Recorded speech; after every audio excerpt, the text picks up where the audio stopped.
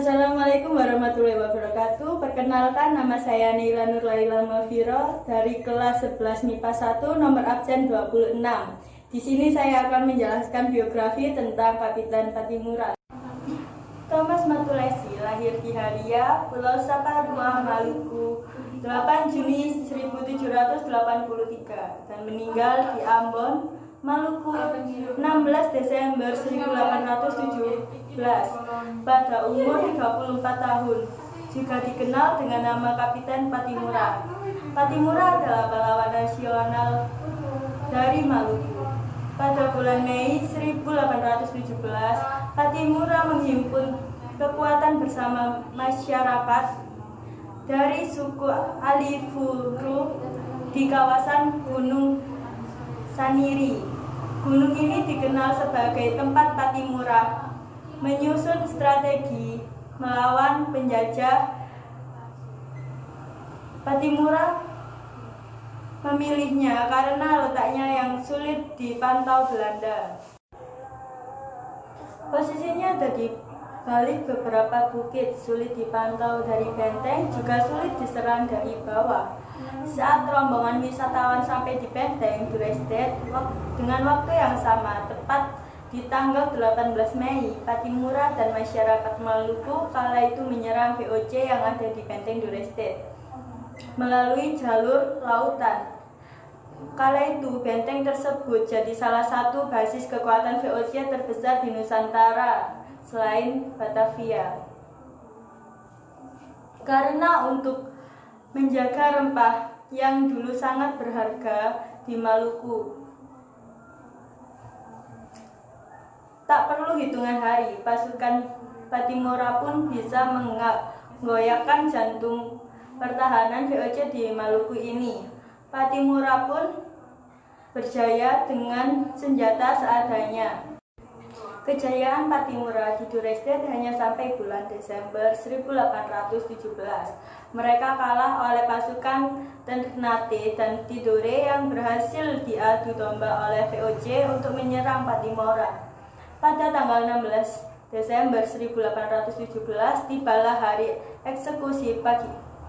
Pagi-pagi sekali, 4 orang pemimpin itu telah diperintahkan untuk bersiap. Tidak terlihat kecemasan di wajah Patimura dan kawan-kawan seperjuangannya itu, karena sehari sebelumnya para pembuka agama datang mengunjungi mereka dan semalam menemani di dalam sel sambil terus memanjatkan doa. Patimura dihukum mati karena dikhianati. Kapitan Patimura dikirim ke tiang gantungan, dikhianati oleh seorang raja yang dendam olehnya.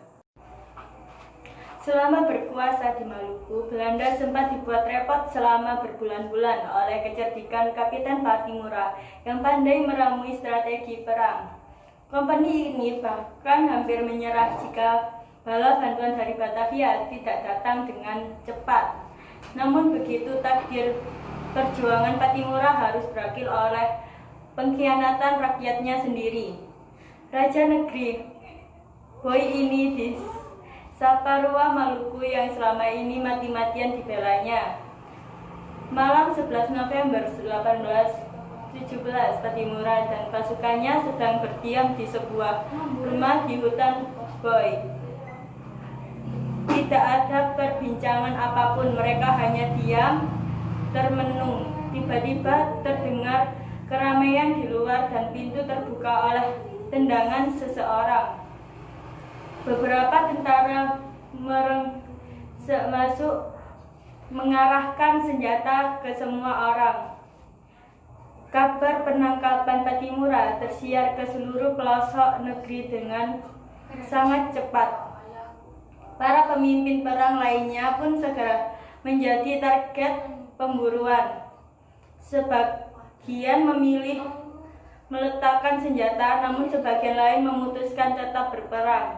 Mereka tidak ingin nasibnya berakhir di tiang gantung dan terus melanjutkan perjuangan Patimura. Setiba di Ambon, Patimura dan sejumlah pejuang yang tertangkap dikurung di benteng Victoria selama Di dalam penjara, mereka diinterogasi oleh para tentara. Namun Pattimura menutup rapat-rapat mulutnya sehingga tidak banyak informasi yang didapat oleh Belanda.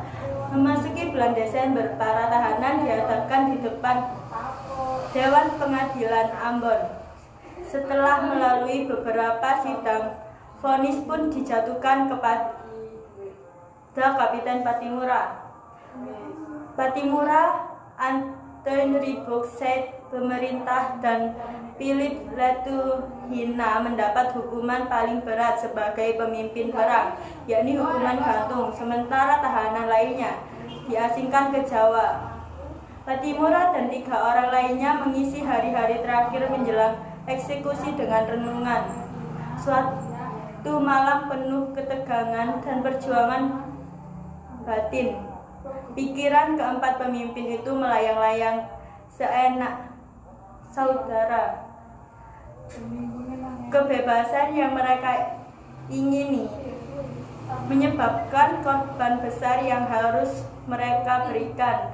Tetapi sekarang kembali mereka akan ditindas oleh kaum penjajah. Tanggal 16 Desember 1817 tibalah hari eksekusi. Pagi sekali 4 orang pemimpin itu telah diperintahkan untuk bersiap. Tidak terlihat kecemasan di wajah Pattimura dan kawan-kawan seperjuangannya itu karena sehari sebelumnya para pemuka agama datang mengunjungi mereka dan semalam menemani di dalam sel sambil terus memanjatkan doa.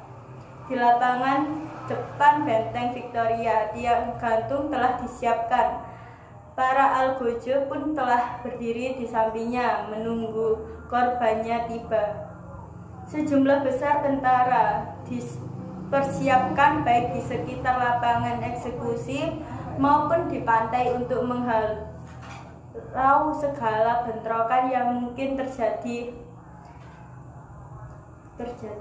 Rakyat Maluku pun telah berkumpul berusaha melihat para pemimpin mereka untuk terakhir kalinya. Sekitar pukul 7, Pattimura dan para terhukum lainnya tiba dengan tangan terkait dan penjagaan yang amat ketat.